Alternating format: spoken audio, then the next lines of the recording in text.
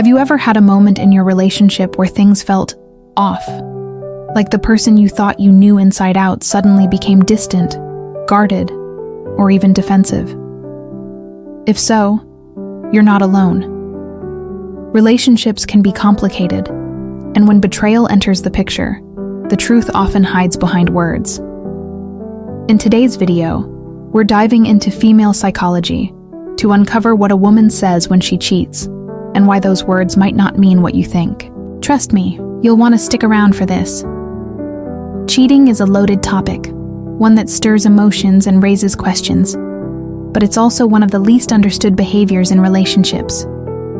Why do people cheat? What do they say when they're hiding something? And most importantly, how can you recognize the subtle signs before it's too late? Today, we're going beyond the surface, exploring the psychology, the behavior, and the words that often reveal the truth in different segments. So, let's get started. Segment 1. Why women cheat. Before we dive into what she says, we need to understand why women cheat. Contrary to popular belief, it's not always about physical attraction or chasing thrills. For many women, infidelity stems from emotional dissatisfaction. Studies show that emotional neglect is the leading factor driving women to step outside their relationships. But this isn't about blaming or shaming anyone. It's about recognizing the emotional needs that, if unmet, can lead to these situations. Women often crave emotional intimacy, feeling heard, valued, and connected. When that's missing, they may seek it elsewhere. And when they do, their words become a window into their emotions and justifications. Segment 2. The first thing she says. So, let's get to the heart of the matter. What's the first thing a woman says when she's cheating? It often falls into 3 categories: deflection, rationalization, or guilt-driven statements. Let's break them down one by one. Phrase 1. You're being paranoid. This is one of the most common responses. If you confront her, or even hint at suspicions, she might accuse you of paranoia.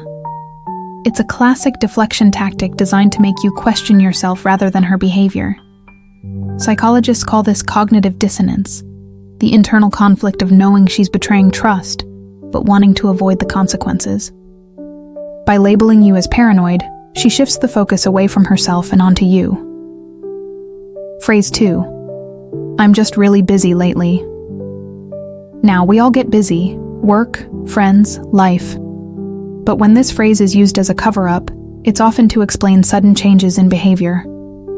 Maybe she's texting less, coming home later, or seems distracted when you're together. Saying she's busy is an easy way to dismiss your concerns without addressing them. Phrase 3. Why are you so insecure? This phrase cuts deeper. It not only deflects suspicion but also flips the narrative, making you feel like the problem lies within you. By questioning your confidence, she diverts attention from her actions and places doubt in your mind.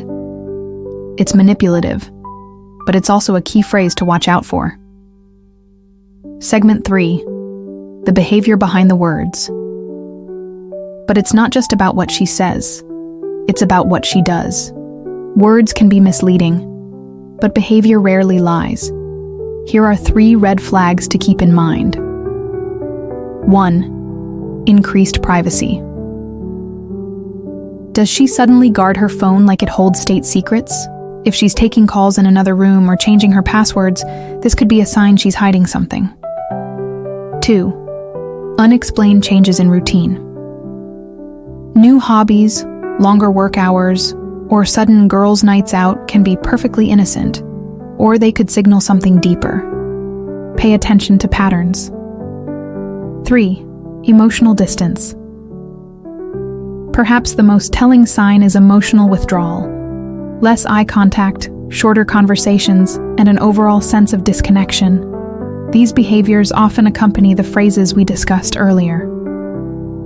Segment 4. Why she says these things. So, why does she say these things? The answer lies in psychology. When someone cheats, they're often grappling with 3 emotions: guilt, fear, and justification. Guilt. The guilt of betraying trust makes her want to avoid confrontation at all costs. The less she has to say, the less she has to lie. Fear. Fear of losing you or being exposed leads her to choose words carefully, often using phrases that calm the situation in the moment. Justification. Finally, there's justification.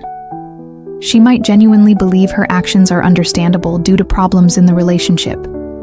This mindset influences how she communicates. Segment 5. How to respond. So what should you do if you hear these phrases? The key is to stay calm and approach the situation strategically. 1. Stay composed. Reacting with anger or accusations will only escalate the situation. Instead, take a deep breath and focus on gathering information. 2. Ask open-ended questions. Instead of cornering her, ask things like, "Can we talk about why you've seemed distant?" Or, "Is there something bothering you?" These questions invite conversation rather than confrontation. 3. Trust your intuition.